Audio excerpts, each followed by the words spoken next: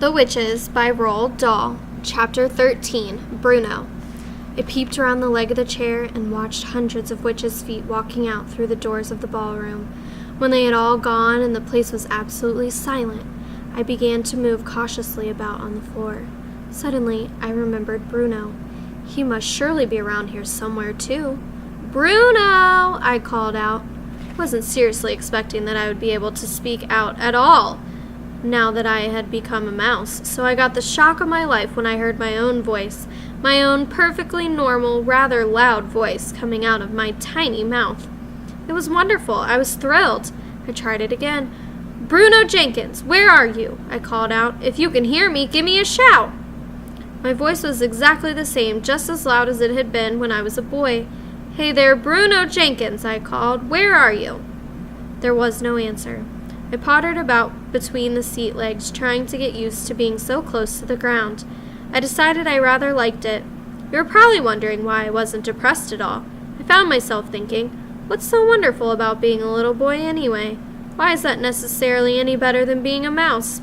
I know that mice get hunted, and they sometimes get poisoned or caught in traps, but little boys sometimes get killed too.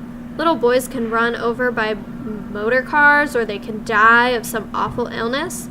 Little boys have to go to school. Mice don't. Mice don't have to pass exams. Mice don't have to worry about money. Mice, as far as I can see, have only two enemies, humans and cats. My grandmother is a human, but I know for certain that she will always love me, whoever I am, and she never, thank goodness, keeps a cat. When mice grow up, they don't ever have to go to war and fight against other mice. Mice, I felt pretty certain, all like each other. People don't. Yes, I told myself, I don't think it is all a bad thing to be a mouse. I was wandering around the ballroom floor thinking about all this when I spotted another mouse. It was crouching on the floor, holding a piece of bread in its front paws and nibbling away. It had to be Bruno.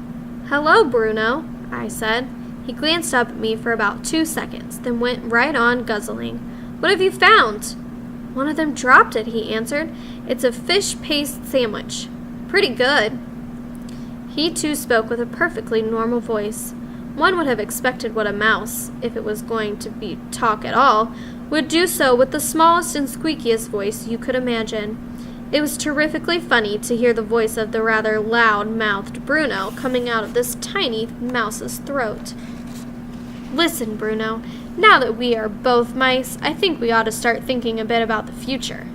He stopped eating and stared at me with small black eyes. "What do you mean?" "We," he said.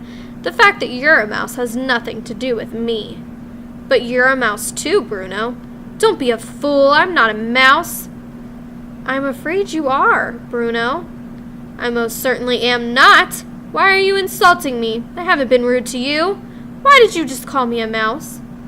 "Don't you know what's happened to you?" I said. "What on earth are you talking about?" Bruno said.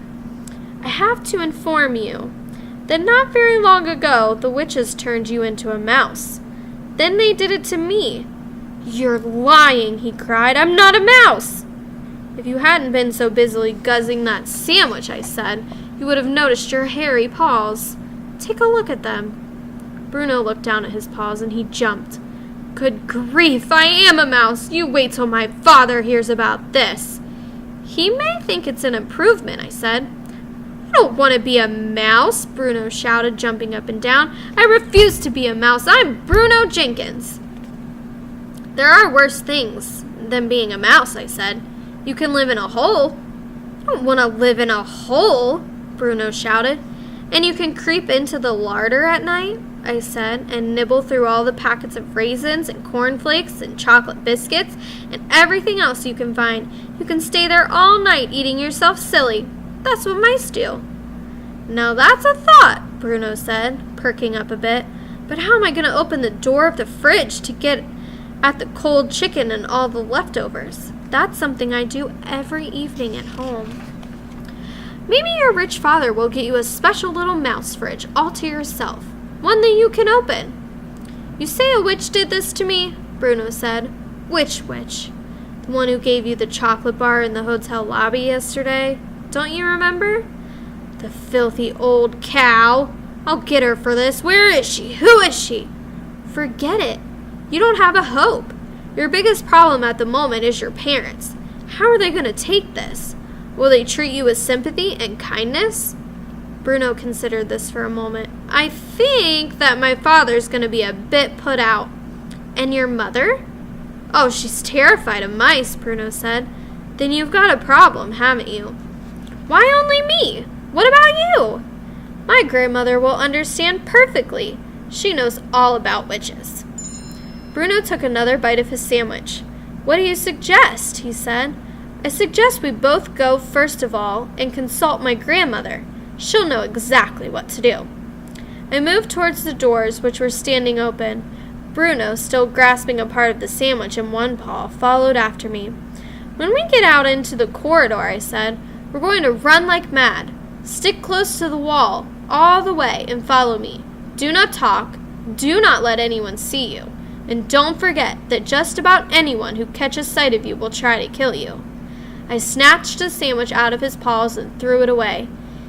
Here goes, I said. Keep behind me.